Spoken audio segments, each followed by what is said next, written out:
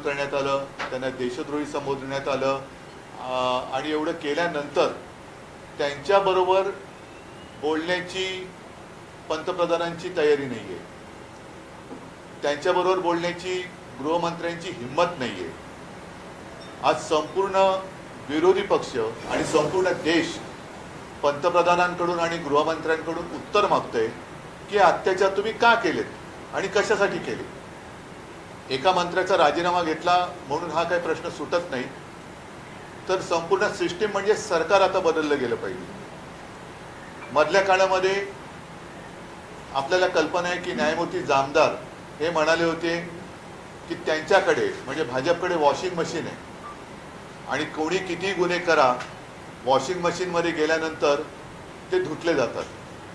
मग तोच एक मुद्दा घेऊन मला आज एक बातमी जी आलेली आहे ती सगळ्यांना आपल्याला दाखवायची आहे की काल मला कल्पना नाही आपल्याला की किती चॅनलनी ही बातमी दाखवली असेल, त्यातल्या बारकाव्यासहित। आणि ही बातमी म्हणजे जे मी म्हटलं की पंतप्रधानांना आपल्या देशाचे जे भाग्यविधाते आहेत त्या तरुणांना ते भेटत नाहीत।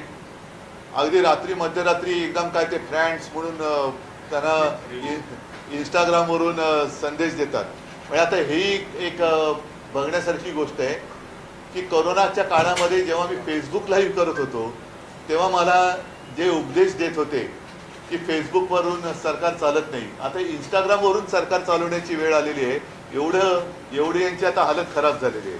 आणि मला नाही वाटत अशी म्हणजे कदाचित ही खरं आहे की जे काँग्रेसला जमलं नाही गेल्या 60-65 वर्षात त्यावेळेला ते यांनी करून दाखवलं, कारण काँग्रेसने एवढ्या शिव्या त्यांच्या डोळ्यादेखत कधीच खाल्ल्या नव्हत्या। तेवढ्या शिव्या आणि नालस्ती पंतप्रधान माननीय पंतप्रधान आणि गृहमंत्र्यांच्या वाटेला आलेल्या आहेत। साहजिकच आहे, परत एकदा सांगतो की या तरुणांना भेटण्यासाठी यांच्याकडे वेळ नाही किंवा त्यांना कमीपणा वाटतो।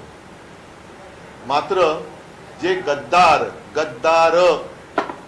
शिवसेना चोरून शहासेना ज्यांनी स्थापन केलेली आहे आणि स्वतःला जे शिवसेना म्हणून मिरवत आहेत